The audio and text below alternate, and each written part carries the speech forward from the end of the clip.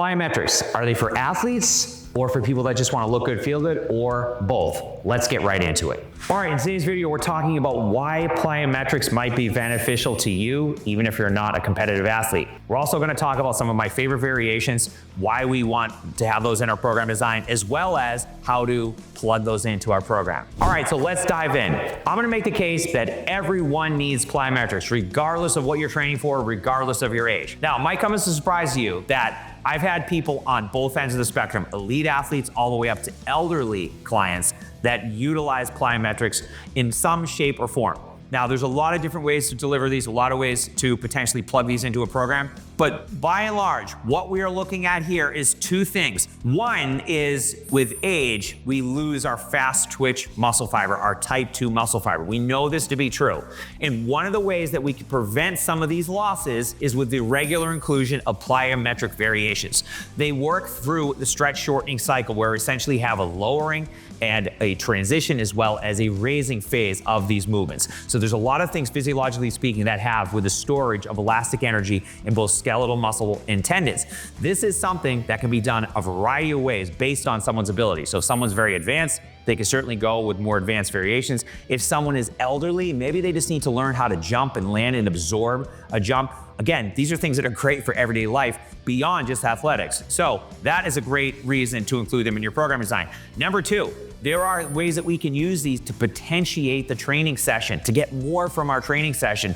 This is how I use them in my program design. I use small doses of plyometrics on a regular basis. So to culminate every warm-up in my programming, I will have some plyometric variation that allows us to use a window known as post-activation potentiation. It's a small 3 to 8 minute window where we can essentially potentiate whatever our main lift is for the day. So let's just say you're doing a heavy squat for the day. Using a plyometric variation to potentiate the heavy squat we're doing or the speed squat we're doing to drive the nervous system so we can utilize more of high threshold motor units and get more of the neural drive that we would need with those big lifts. So a lot of great benefits just there. As far as variations, there are 3 variations that I love to program. Now, these variations, I will preface, are more advanced, and I'm going to tell you a few ways how we can potentially regress them so you can have these applied to clients that you're working with that, again, span a lot of different abilities. Okay, first variation is a dumbbell squat jump plus a box jump. It is more advanced. I want to preface that, be very clear that this is an advanced variation for someone that has been training for a long time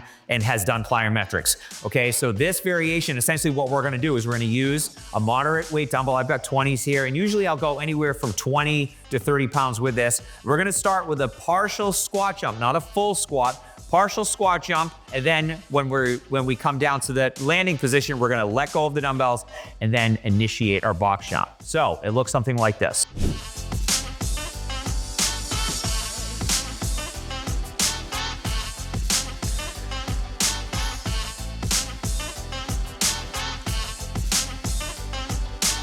All right, guys, to regress this, we could go with a lower box. Okay, so 24, 20, or we could go with a different variation altogether. There are lots of jumping variations. A seated dynamic jump where we jump and land is a great way to regress this, especially if you have someone that's older. Maybe they just need to learn how to jump and land. Okay, variation number 2 is for the upper body. It is a plyo push-up to the bench. As I said with our first variation, the dumbbell squat jump plus box jump, it's an advanced variation. This is an advanced variation as well, and we're gonna talk about how to regress that. So first and foremost, we're gonna start off with a bench in front of us and going from a push-up position and then off the floor and landing our hands on the bench. All right, so it does take some coordination. If you have not done a plyo push-up, do not attempt this. You'll probably not have a good day if you do that. So what it looks like.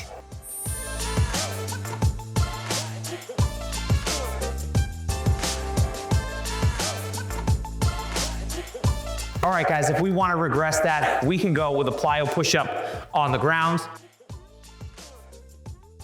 or we could simply go with an isometric hold. If you have someone that's elderly and you just want them to get some potentiation, you could have them hold this plank position and hold it from a lowering position. All right, our last variation is the half kneeling rotational slam ball. Again, an advanced variation. You can regress in a number of ways, but for the purposes of starting off with the advanced first, we're gonna start in a half kneeling position. I am using a pad to support my knee, and this is only a 4-pound medicine ball. We're going with a rotational movement and then a slam into the floor. So it looks something like this.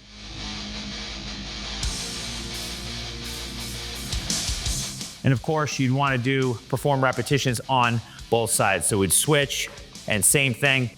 People are going to find that it is more awkward on one side versus the other. All right, so the regression will be done from a standing position. We're still going to go rotational. We're using a light med ball. And one thing you want to make sure that happens is that your just awareness is there, because the ball, depending on how much of bounce the medicine ball has, could potentially hit you in the face. And I've seen that happen. So don't make that mistake.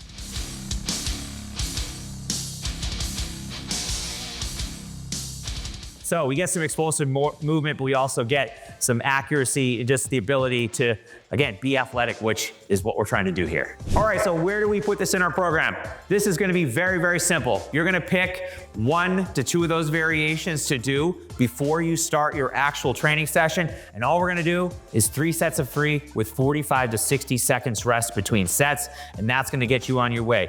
With plyometrics, small doses go a long way. So if you do this 3 to 5 times per week, you're accumulating volume across a week, okay? And that's something that will add up over time. It's like a bank account. You will accrue interest by doing plyometric training, but we need to do it on a pretty regular basis. So again, include this to culminate your warm-up sequence before you go into your main lift. 3 sets of 3, and that'll get you going. And remember, guys, results are king.